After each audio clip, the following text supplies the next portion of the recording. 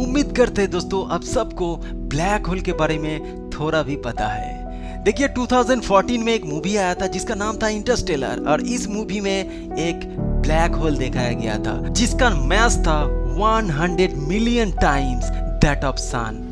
आप अंदाजा लगा सकते हैं कि ये सन से भी कितना बड़ा हो सकता है। और इस ब्लैक होल का नाम था गारगेंचुआ।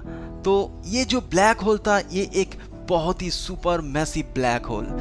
नमस्ते दोस्तों, मैं हूं चिरंजीत और आप सबको मेरा चैनल में स्वागत करता हूं। तो आइए शुरू करते हैं आज के topic, the truth of black hole. क्या ब्लैक होल हमारा जो यूनिवर्स है यहाँ पे एग्जिस्ट करता है? अगर है तो इसके पीछे जो साइंस और रीजन और इसका जो कॉन्सेप्ट है ये क्या है? तो चलिए शुरू करते हैं आज के topic, the truth of black hole.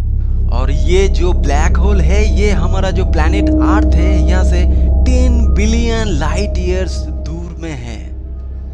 And इसका जो रोटेशन स्पीड है वो 99.8% ऑफ लाइट। देखिए साइंटिस्ट का मानना है ब्लैक होल एक वॉल्यूम ऑफ स्पेस है जहाँ ग्रेविटी बहुत ही एक्सट्रीम होता है। लाइट और कोई भी मूविंग पार्टिकल इसका ग्रेविटी से बच नहीं पाते हैं, यानी इसका जो ग्रेविटी होता है वहां से एस्केप करना बहुत ही मुश्किल होता है। सबसे पहले ब्लैक होल जो हमारा यूनिवर्स में एग्जिस्ट करता है ये प्रेडिक्ट किया था एल्बर्ट आइंस्टाइन। और इस चीज को उन्होंने उनका जो जनरल थ्योरी ऑफ रिलेटिविटी है वहां पे बताया। दोस्तों आइए जानते हैं ये जनरल थ्योरी ऑफ रिलेटिविटी क्या होता है। बेसिकली ये एक थ्योरी है जो कि बेस्ड ऑन ग्रेविटी। देखिए हम सब लोग जानते हैं कि एप्पल जो ग्राउंड पे गिरता है and moon orbit around the earth, earth orbit around the sun because of gravity. लेकिन पहले हम लोग ये जानते थे कि एप्पल जो नीचे गिरता है, moon orbits around the earth and earth orbits around the sun, ये सारे की चीज जो होता है ये ग्रेविटेशनल फोर्स के ऊपर बेस करके होता है। आइए थोड़ा इस चीज को एक्सप्लेन करते हैं। ग्रेविटेशनल ये एक फोर्स होता है that means more massive object, यानी ऑब्जेक्ट जितना बड़ा होता है उसका मास बड़ा होता है, यानी उसका ग्रेविटी बड़ा होता है।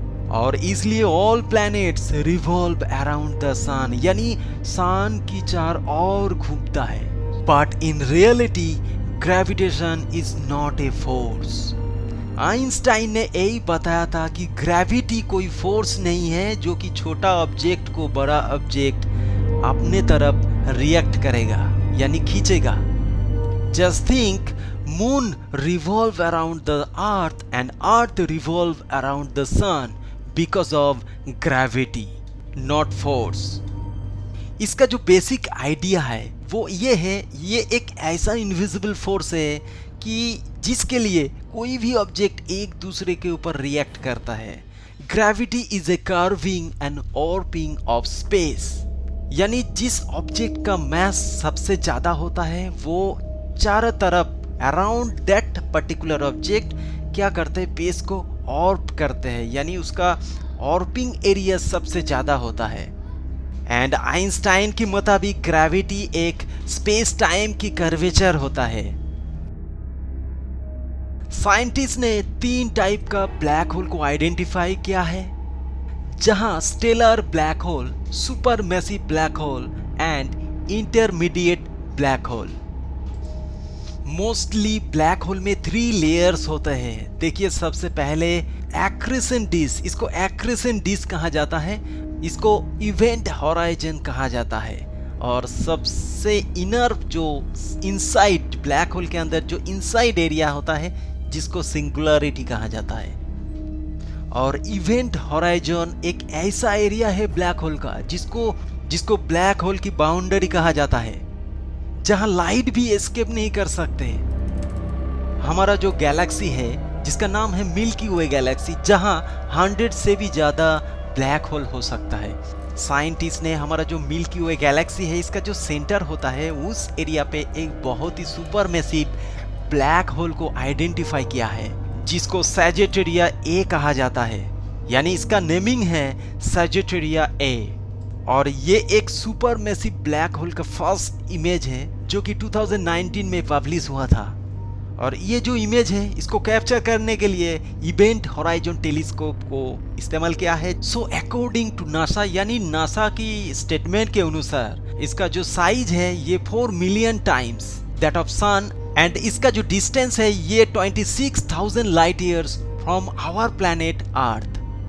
जस्ट थिंक, आइंस्टाइन ने 99 में ये ब्लैक होल के बारे में कंक्लूजन किया था जब उनका उम्र था 30 इयर्स ओल्ड। तब उस टाइम ये एक थ्योरी था, बट नाउ हम सब लोग जानते हैं कि ब्लैक होल हमारा गैलेक्सी में एग्जिस्ट करता है। तो आपका क्या आइडिया और थॉट्स है इसके बारे में आप जरूर कमेंट करके बताएं, और वीडियो अगर अच्छा लगे तो एक लाइक और एक शेयर करके हमारी मदद करें। तो मिलते हैं नया टॉपिक के साथ। Till then take care, let's grow up, never stop learning.